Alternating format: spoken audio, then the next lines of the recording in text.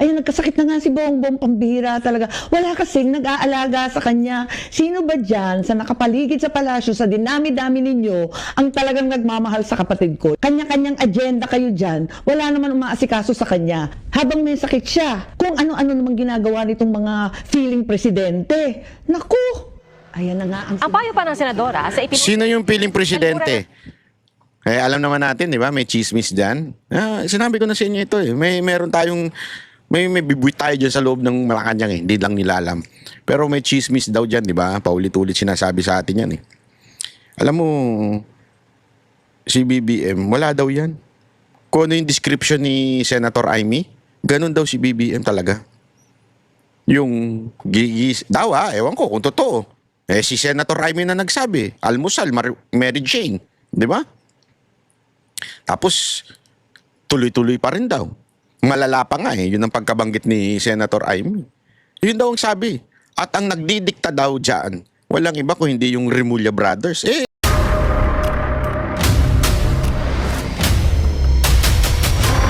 Bago tayo mag-umpisa, baka pwede nyong i-like ang video na to. Malaking bagay ang like sa aming mga content creators. Maraming salamat po.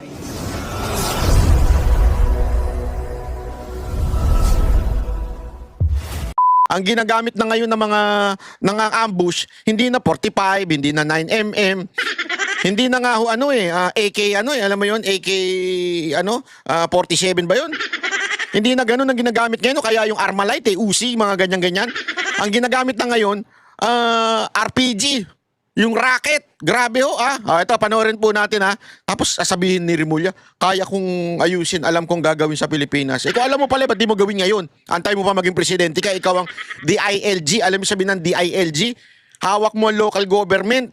Ibig sabihin, hawak mo kapulisan, hawak mo ang halos lahat hawak mo sa local government. Isa yan sa makapangyarihang department sa executive branch. Aside from the DOJ, DILG, kayong dalawa yun eh. Kayong dalawa magkapatid yun eh, di ba?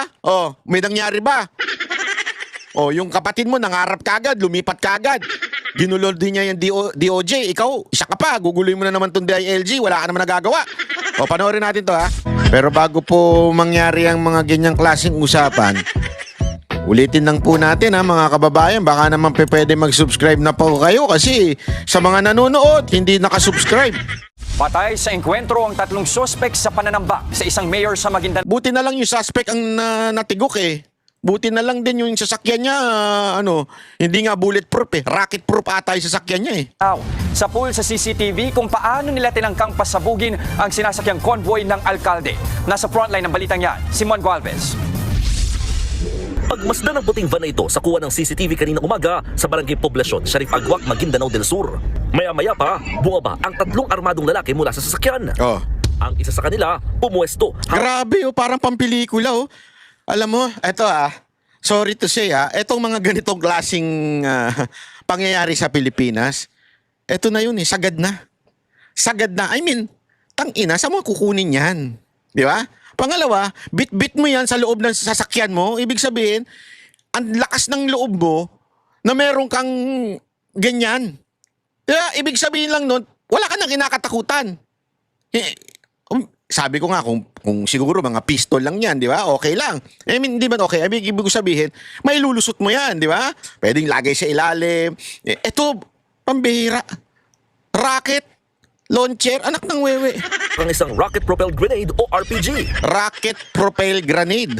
Ilang saglit pa, nagpasabog ng lalaki. Alam mo, naalala ko yung mga magugulong lugar dyan sa may Middle East yung mga nagyegirahan dyan. Panggera to eh. Hindi ito pang local crime, panggera na to. Ganyan na ba sa Pilipinas ngayon? Hayop ka talaga. Marcos, wala kang ginawang maayos talaga sa Pilipinas. Sasabihin na naman iba, bakit yung sisisihin si alam mo, sisisihin namin. Yung mga ganyan, alam mo, sisihin namin mga senador, sisihin namin ng mga congressman. Executive yan, hawak ng kapulisan yan, kasunduluhan. At yan nasa ilalim lahat ng presidente. Pero particular dyan, actually, yung mga sundalo, medyo-medya lang yan. Pero yung pulis talaga yan. Diba? Anong intelligence? Ang laki-laki ng intelligence funds ng PNP. Hindi nyo alam yung mga ganyang kaguluhan dyan sa Mindanao. Don't tell me, porket Mindanao, wala na kayong alam. Diba? Yung nalang intelligence funds ng Office of the President. Dapat dyan ginagamit yan eh. Nalalaman nyo yung mga bagay-bagay eh. Hindi eh. Mukhang binulsan nyo ata yung intelligence funds. Walang gamit, mantakin mo, ganyan na pang-ambush ngayon. Makasap-usok sa lugar sa tindi ng pagsabog. Sa isa pang kuha ng CCTV, nasa pulang pag-atake at pagpasabog ng mga sospek sa kalsada. Grabe, paano kung may dumaang motor doon? Sabog yung motor dyan. Buti na lang walang dumaang motor eh, tignan no ha. Kasi yung yung nang-ambush sa kanila, galing sa kaliwa. Sa tindi ng pagsabog. Sa Ayan isa pang kuha ng ayun CCTV. kita nyo, ayun yung puti galing doon yung hindi bumaril eh. Rumakit.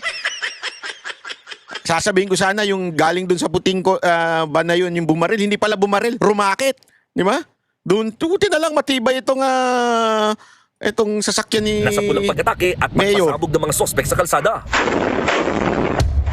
Ang target pala nila, ang itim na SUV na ito. Grabe Convoy yan ng mismong Ano, may gera ba dyan? Marcos, anong ginagawa mo? May gera ba dyan? Bakit wala kang ginagawa? Rimulya, sabi mo gusto mo maging presidente at alam mo paano maayos ang Pilipinas. Ngayon nga nasa posisyon kayo, di nyo maayos eh. alkalde ng Sheriff Agwak Gusto mo pa maging presidente, animal ka. na si Mayor Datwak Magmitra ang patuan. Sa ilalim lang ng convoy dumapis ang bala ng RPG. Nakadire-diretso pa nga ang sasakyan paliko sa kalsada. Sa isa pang video, kitang tumigil ang isang backup na convoy sa bahagi ng kalsadang ito. Bumabaro kasi ang mga escort ni Mayor at tinangkapang paulanan ng bala ang mga sospek. Pero nakatakas na sila. May isang video dito na ang tagal niyang barilan na yan. Kasi anong nangyari, di nauna, di ba, yung mayor, may backup siya, pinasabugan to. Tumigil itong backup, tapos nakipagbarilan doon sa ano. Ang tagal. Bago na nakaresponde yung pulis dyan. Sabi ko nga, pambihirang buhay. Ganito na ba sa Pilipinas ngayon? Ano ba? Ano? Mag-hire na ba tayo ng isang platoon para maproteksyonan ng sarili natin? Isang platoon na ba? Mantakin mo ganyan na ang ambush ngayon na dati riding in tandem. Ngayon hindi na. Riding in rocket na. Gago! Grabe no, malala na talaga. Agad namang nagkasa ng hot pursuit operation ng mga pulis at militar. Kwento ni Vice Mayor Oping Apatuan sa News 5 nang matuntun daw ang tumatakas na van, dito na umano nagkaroon ng engkwentro. Hindi rin daw nagpaawat ang mga sospek na maputukan ng mga otoridad. At nang humupa ang putukan, natagpuan ng mga pulis ang isang silver minivan sa National Highway sa katabing bayan ng Dato Unsay. Dito tumamba ng mga dugo ang katawan ng tatlong lalaki na pinaghihinala ang mga sospek sa pananambang.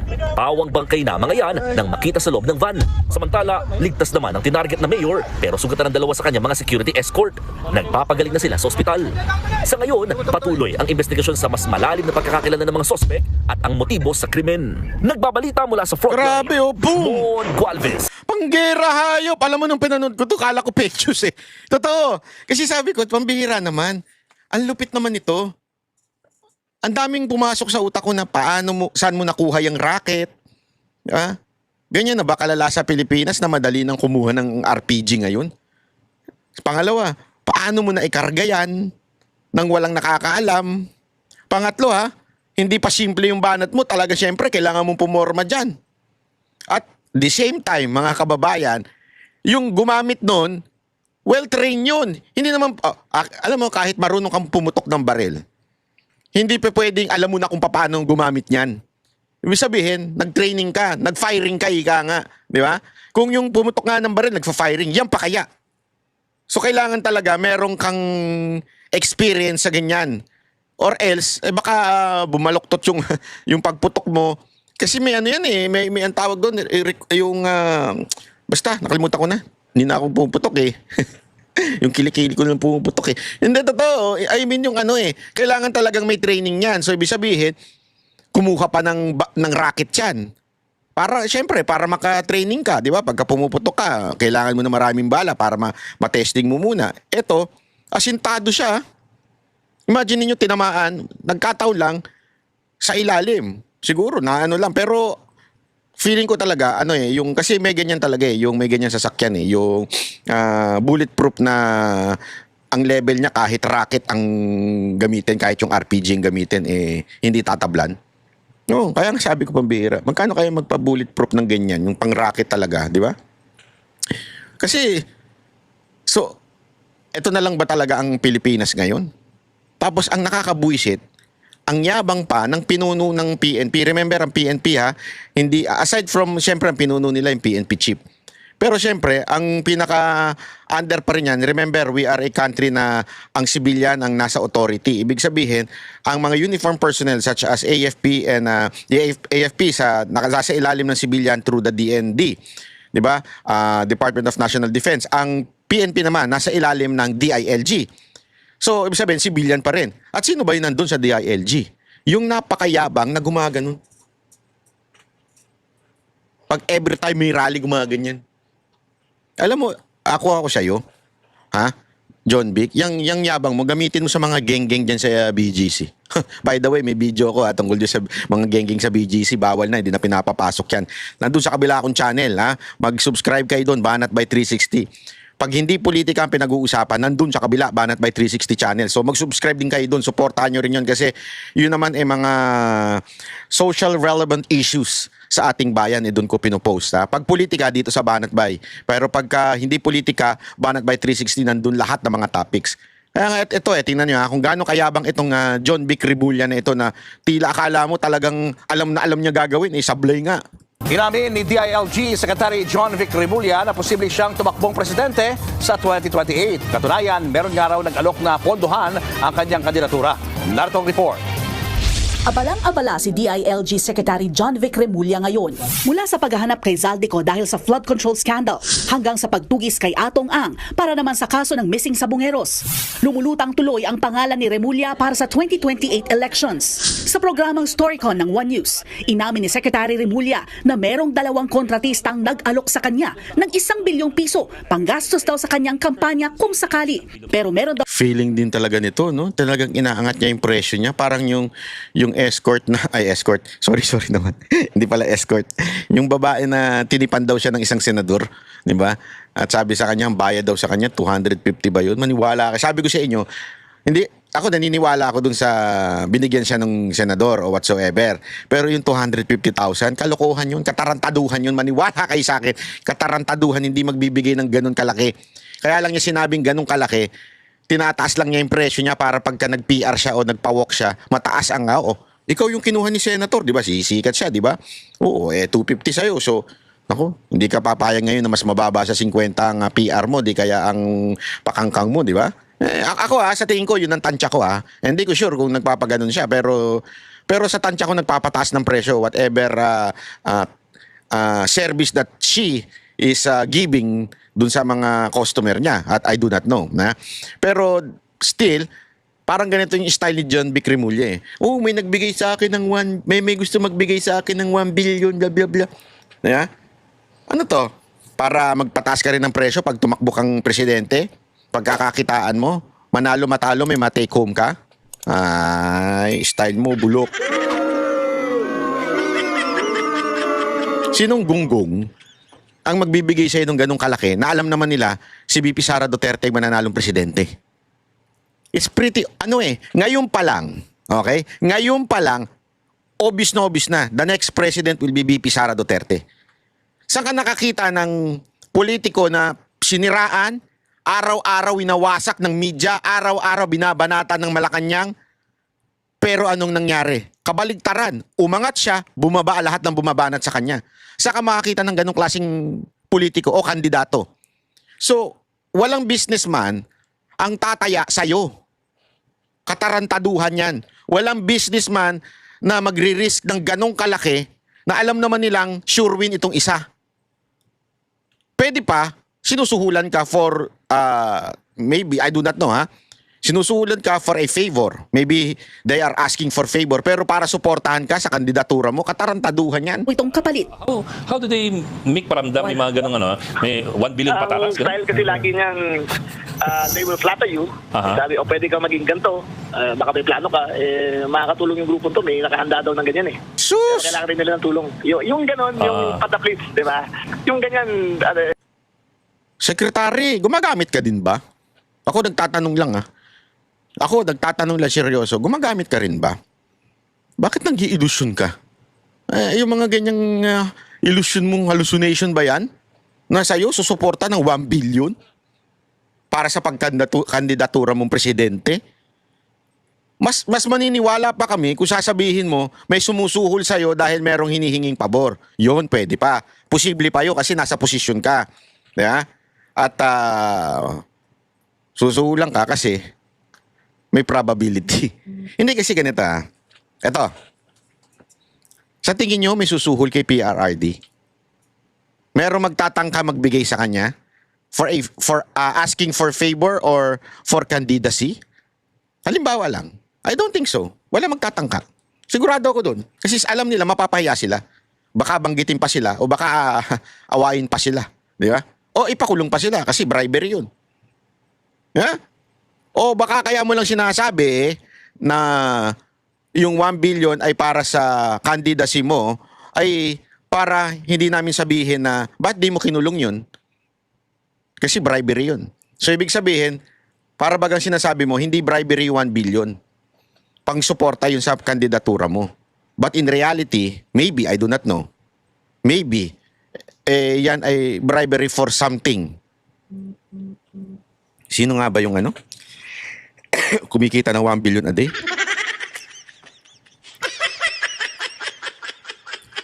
What do you think, people in the house? Do you think possible na yon ang sumusuhol sa kanya para sa...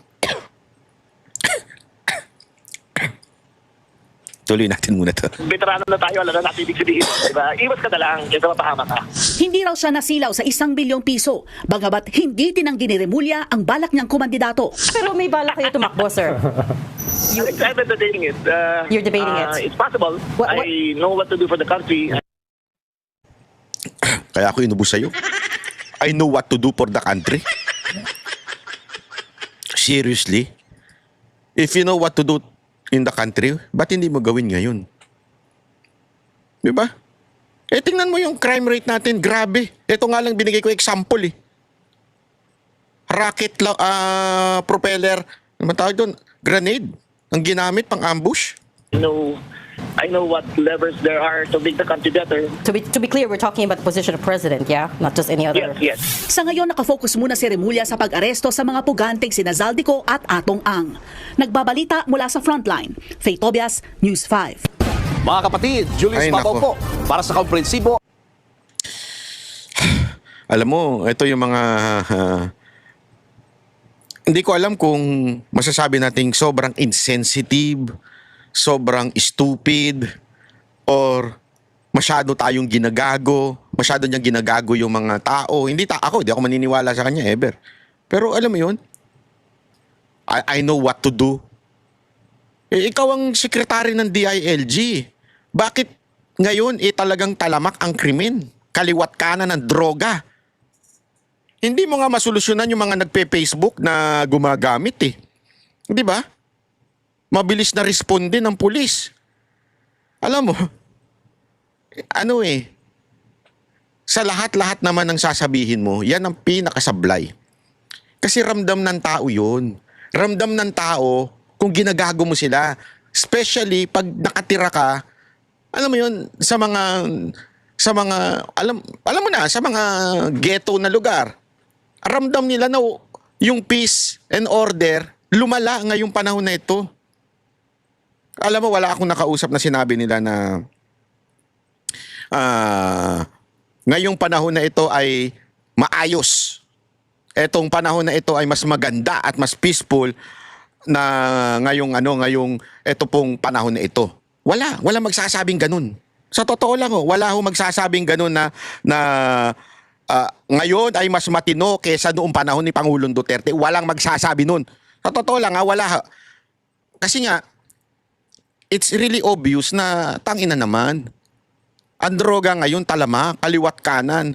Tapos ang lakas pa ng loob ng mga tao, bitbitin sa airport, alam mo yun, smuggle. Bakit nila gagawin niya? Kung panahon ni Duterte, hindi nila gagawin yan Gets nyo?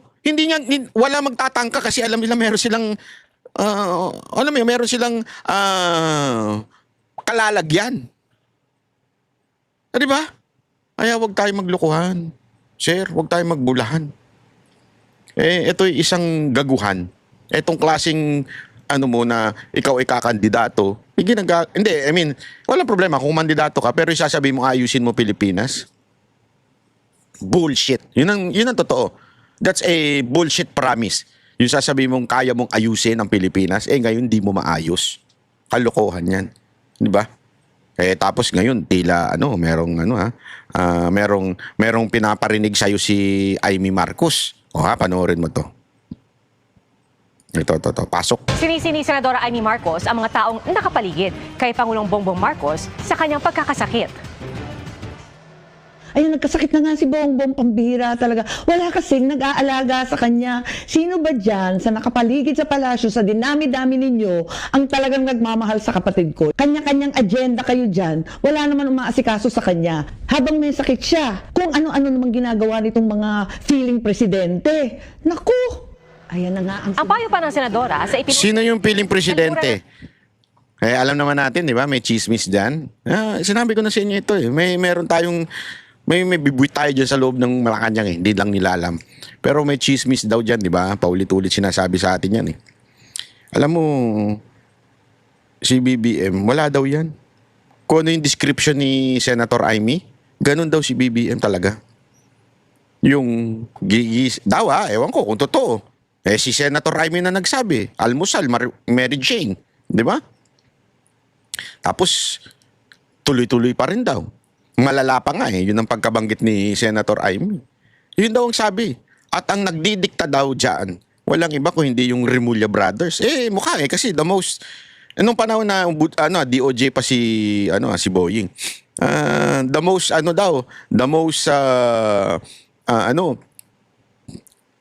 influential pagdating sa Malacanang. Walang iba kung hindi yung Remulla Brothers. Sila daw nagdidikta ng kwento, sila daw ang parang pinakikinggan, kung ano daw sabihin nila, yun ang nasusunod, di ba? Parang ang dati may papel pa yung executive secretary nung panahon ni Duterte, ngayon parang wala na eh. Parang hindi mo na alam eh, kung may ginagawa pa ba eh. Pangulo ang lahat ng nakapaligid sa kanya sa palasyo na anyay mga panggulo lamang. Inanunsyo ng Malacanang na na-ospital si Pangulong Marcos itong Miyerkules dahil sa diverticulitis o pamamaga ng bahagi ng large intestine. Tugon naman ni Palace Press Officer Undersecretary Claire Castro kay Senadora Amy, huwag gawing biro ang kalusugan ng Pangulo. Hindi rin daw dapat maging komedyante o payaso sa pagbibigay ng payo. Dagdag pa ni Castro, totoong puso at pagkalinga ang kailangan ng taong may karamdaman at huwag daw magpaka-plastic sa mata ng nakararami. Ama naming Diyos na makapangyarihan sa lahat, salamat po sa iyong pagmamahal na hindi nagmamaliw. Sa gitna ng kaguluhan sa aming bansa, turuan niyo po kaming magtiwala sa iyong hustisya at hindi sa hustisya ng tao. Linisin niyo po ang aming mga puso at ituro niyo po ang tamang daan ng katotohanan at pag-ibig. Tulungan niyo po kaming maging ilaw sa gitna ng dilim at ipakita sa mundo na may pag-asa pa sa pangalan ng aming Panginoon Hesus. Salamat po sa pag-ibig po ninyo at salamat sa pagdinig ng aming mga panalangin at iligtas niyo po kami. Sa pangalawa po ninyong pagparito at patawarin po kami sa lahat ng aming mga pagkukulang at pagkakasala sapagkat ito po ang aming samutiling sa matamis na pangalan ng aming Panginoon Hesus. Amen. Sa lumang silid, mag-isa kang tahimik. Walang kamera, palakpak ay wala na. Ngunit sa bawat pader ng bayang iniwan mo, may pangalan mong di na mabubura.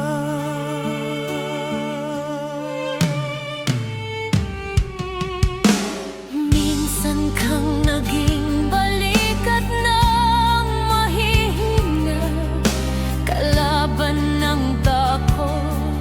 kakampi ng masa, di mo man laging nasabi ang tama.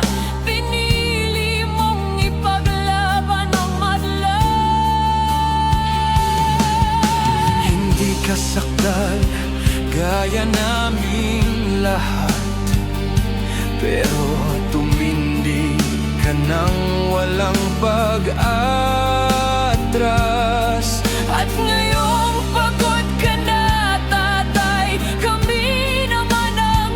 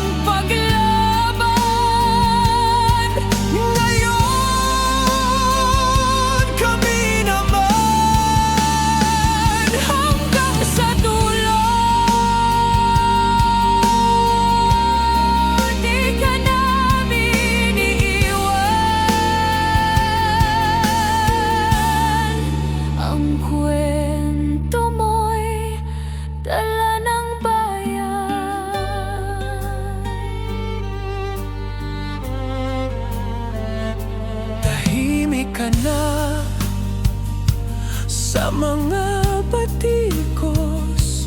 Wala nang tugon, wala nang galit, pero sa mata ng mga maralita, naroon pa rin ang tapat mong alaala.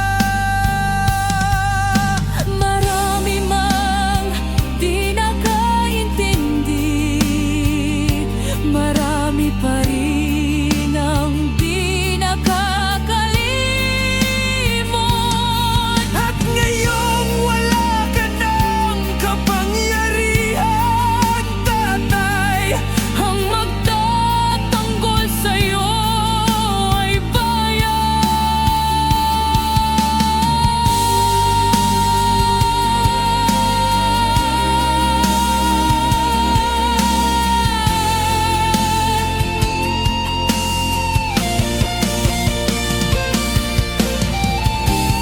hindi ka nag-iisa kahit ngayon.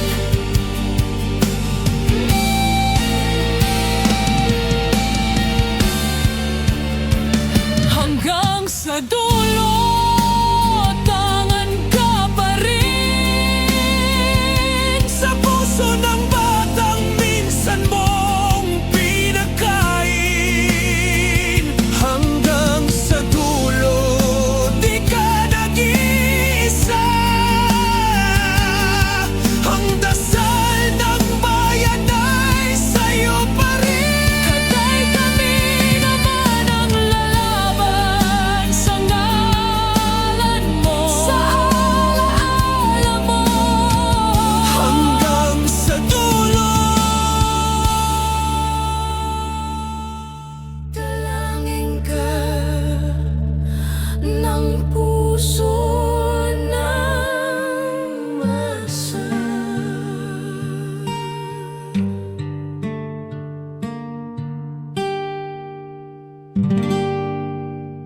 At yun na nga mga kababayan, ano na ang masasabi mo?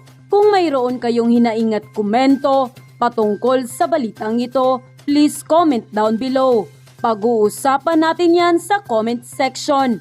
At kung nagustuhan nyo ang video, ay huwag kalimutang mag-like at i-share na din para mas marami pang makaalam at umabot ito sa marami sa ating mga kababayan. Maraming salamat po. Mabuti pa ang sardinas, may label. Eh tayo, wala. Oo nga pala. Nay, ito na yung bayad ko sa isa, ano? O, kunin mo yung isa. Isa muna, iyan, no? Tapos, isa pa, di ba? 4 dapat na sardinas, eh.